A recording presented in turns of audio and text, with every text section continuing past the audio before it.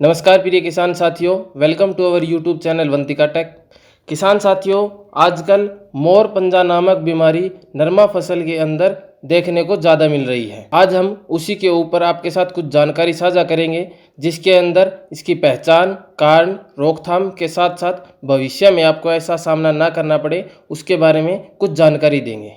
अगर आपने अभी तक हमारा चैनल सब्सक्राइब नहीं किया है तो सब्सक्राइब करें, ताकि आने वाले समय में आपको कृषि से जुड़े अनेक प्रकार के अपडेट्स मिलते रहें। आप हमें कमेंट करके अपने सुझाव या प्रश्न भी पूछ सकते हैं।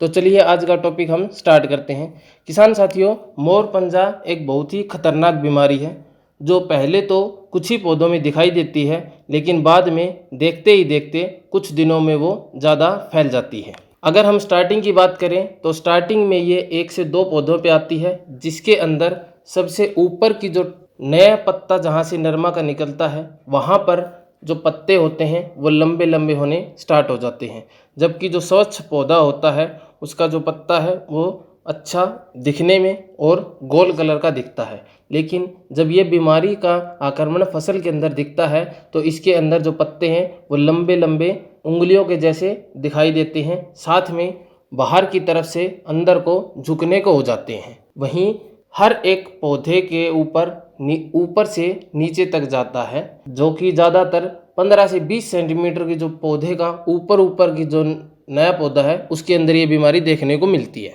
ये ज़रूरी नहीं है कि ये छोटी फसल में ही आए, ये 1 महीने, 2 महीने, 3 महीने की फसल के अंदर ज़्यादा देखने को मिलती है। और ख़ास तौर पर इसकी पहचान लगभग 40 से 60 दिन के अंदर की जो फसल नरमा है उसके अंदर ज़्यादा देखने को आ रही है। अब अगर हम इसके कारण की बात करें तो इसके 2 मुख्य कारण होते हैं। सबसे पहला कारण होता है सफ़ेद मक्खी, जिसके अंदर पत्ते बाहर से अंदर की तरफ सिकुड़ना स्टार्ट हो जाते हैं। लेकिन अगर आपकी फसल के अंदर कोई भी किसी भी प्रकार की सफ़ेद मक्खी का प्रकोप दिखाई नहीं देता है और फिर भी आपका पत्ता है जो अंदर की तरफ सिकुड़ रहा है, तो उसका दूसरा कारण है।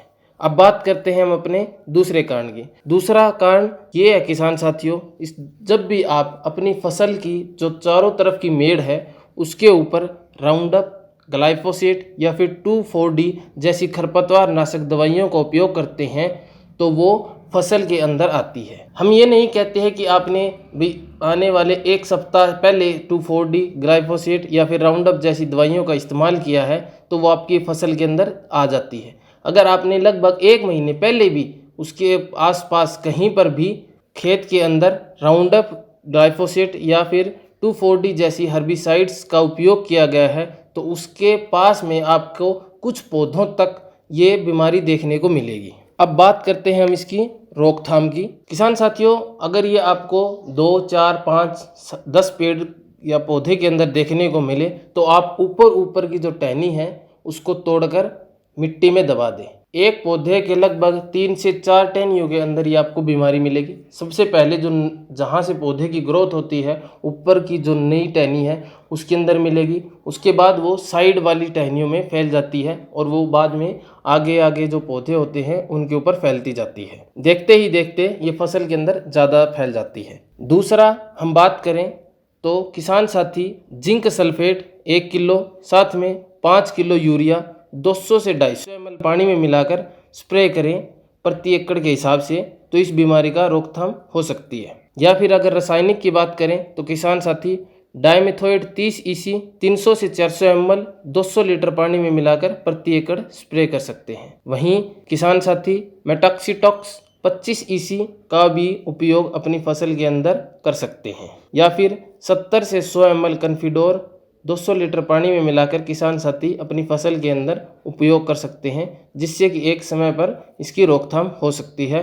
और ये आगे नहीं बढ़ेगी। अगर ऑर्गेनिक तरीके से बात की जाए तो किसान साथी 1 लीटर नीम आधारित कीटनाशक 200 से 250 लीटर पानी में मिलाकर छिड़काव कर सकते हैं, तो ये बीमारी जहाँ है वहीं रुक जाएगी, आगे नहीं बढ़ेगी। अब बात करते हैं किसान साथियों कि भविष्य के अंदर आपको ऐसी बीमारियों का सामना ना करना पड़े, तो इसके लिए आप क्या कर सकते हैं। सबसे पहली चीज़ किसान साथियों, जो आपकी जो बाहर की मेड़ है खेत की, उस मेड़ को साफ सुथरा रखें, क्योंकि आपकी फसल के अंदर ये बीमारी अंदर से नहीं आएगी, ये बीमारी आपकी फसल के अंदर बाहर से आएगी। अगर वो चीज़ें साफ़ रहेगी तो आपकी फसल के अंदर किसी भी प्रकार की सफ़ेद मक्खी या फिर ये मोर पंजे जैसी स्थिति नहीं बनेगी।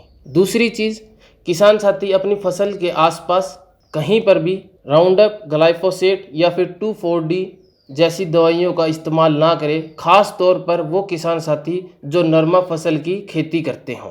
तीसरी चीज़, किसान साथी अपनी फसल के आसपास कहीं पर भी अगर खाली बोतल है उसको भी आसपास ना रखें, क्योंकि वो उस बोतल की हवा से भी उसके अंदर फसल के अंदर पहुंच जाती है और फसल को प्रभावित कर सकती है। किसान भाइयों, अगर फसल के अंदर खरपतवार जैसी समस्या है तो आप इन दवाइयों को छोड़कर दूसरी किसी भी प्रकार की दवाई डाल सकते हैं, जिससे कई प्रकार के खरपतवार नाशी का कंट्रोल किया जा सकता है। हम आशा करते हैं आपको वीडियो पसंद आई होगी। अगर आपको वीडियो पसंद आए तो आप हमें लाइक करें और शेयर करें और अपने सुझाव हमें कमेंट करके ज़रूर बताएं।